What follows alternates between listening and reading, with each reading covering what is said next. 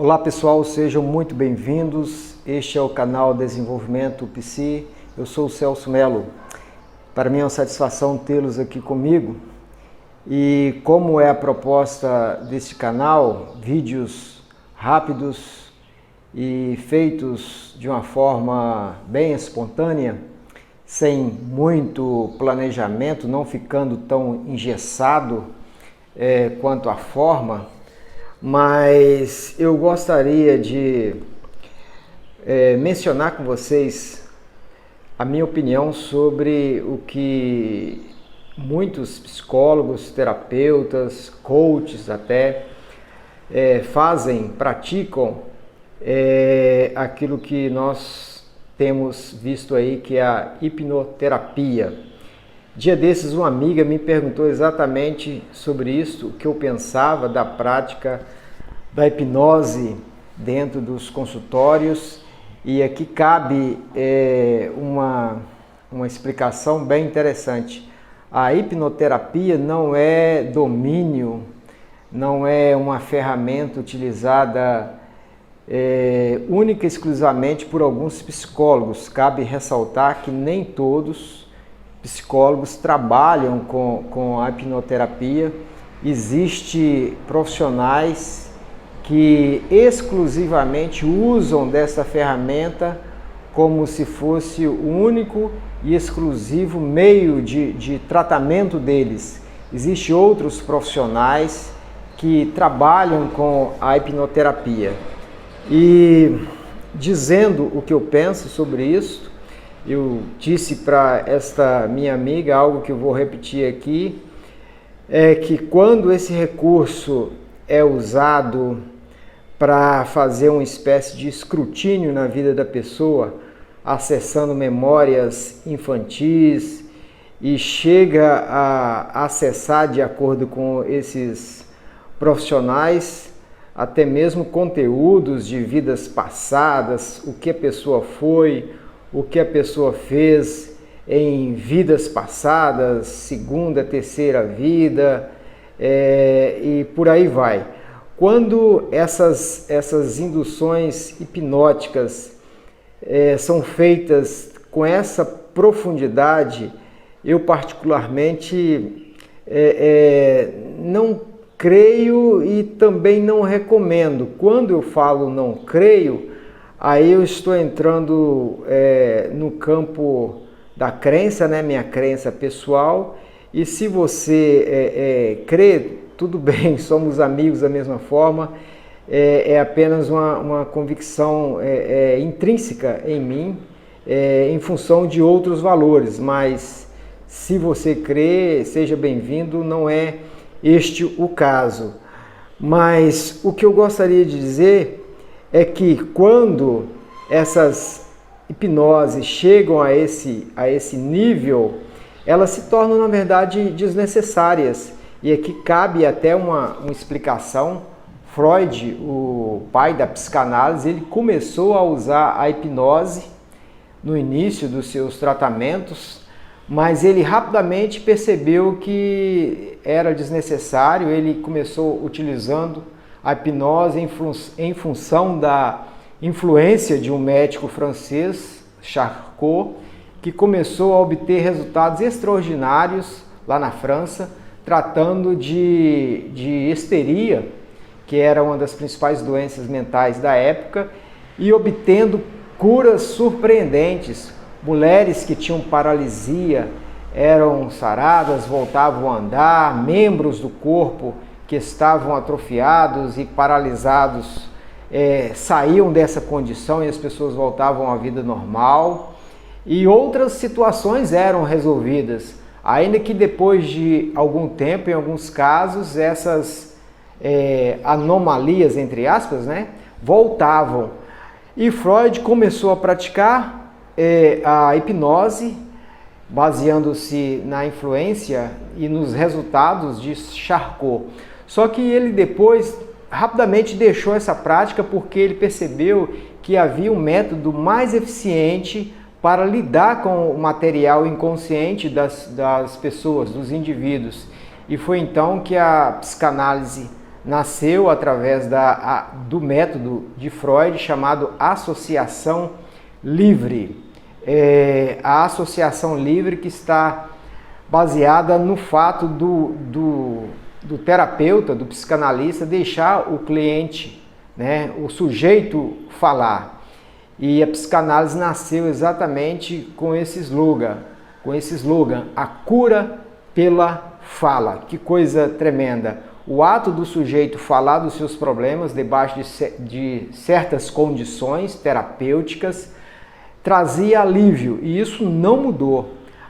A cura ainda vem pela palavra, o ato do sujeito falar de si, traduzir os seus sintomas, conseguir perceber aquilo que está acontecendo com ele e conseguir ressignificar todo os seus sintomas.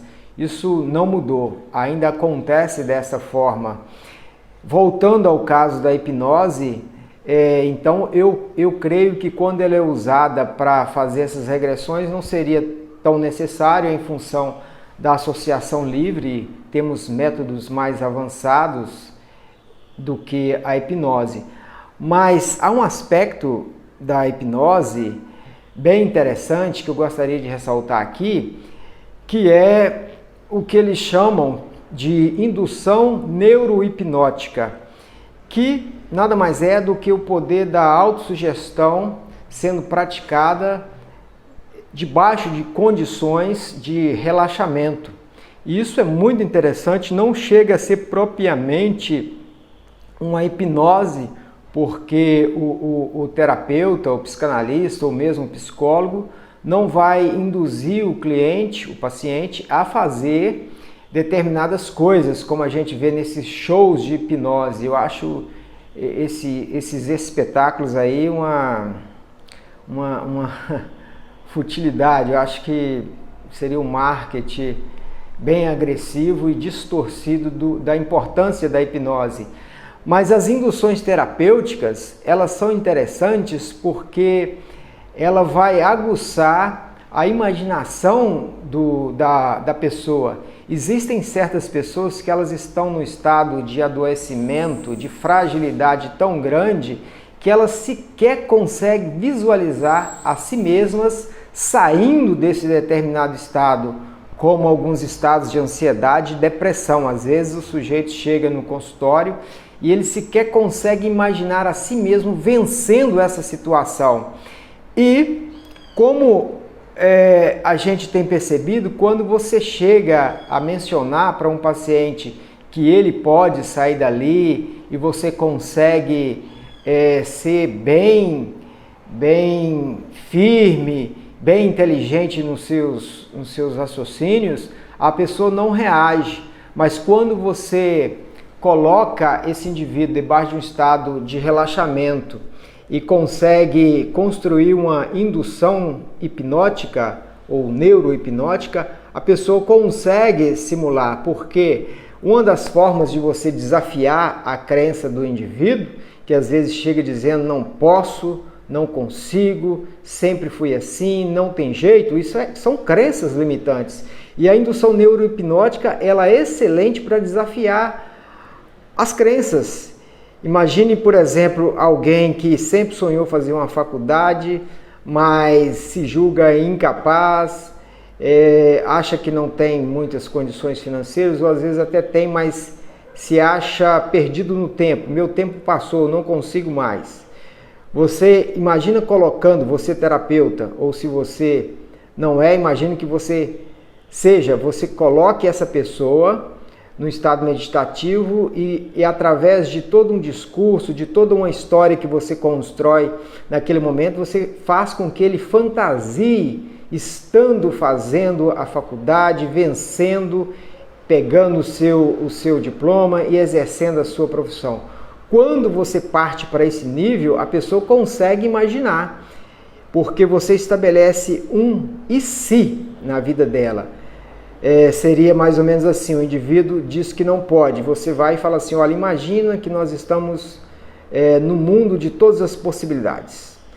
Imagine que é possível, estabeleça um e se acontecesse isso e isso. Aí a pessoa concorda, porque a crença não está sendo confrontada diretamente, porque você disse para a pessoa, imagine. E então a pessoa consegue imaginar. A partir do momento que ela consegue imaginar aqui, a fala vai reagir de uma forma diferente e ele vai, no mínimo, ter uma abertura de consciência para admitir que isso é possível. Se isso for feito com perseverança, com certeza o indivíduo pode ter vários insights diferentes daquilo que ele pode fazer com sua vida. Bom, pessoal, foi um vídeo rápido. Eu não quis aqui entrar em muitas terminologias, termos técnicos, mas é isso que eu penso. Se inscreva se você não é inscrito e estamos juntos aí para aplicarmos o desenvolvimento Psi na nossa vida. Lembrando que as induções neurohipnóticas, elas podem ser praticadas em si mesmo. Eu gostaria até de passar para vocês um exercício. Se você ficou interessado nesse assunto, você vai no YouTube, digita no YouTube aí O Poder da Presença, André Pérsia, que é o autor. O Poder da Presença, André Pérsia. Quando você tiver um tempo, você fique sozinho e ouça essa indução neurohipnótica para vocês entenderem exatamente o que eu quero dizer com os benefícios da indução neurohipnótica. André Pérsia é um dos principais, eu diria, psicólogos. Ele é psicólogo, não é simplesmente um coach que fez um curso avançado, mas ele tem várias formações. É uma pessoa que eu tive a oportunidade de conhecer pessoalmente na minha graduação de psicologia e eu acho fantástico. Assistem aí, O Poder da Presença. Estamos juntos aí, pessoal. Até o próximo vídeo.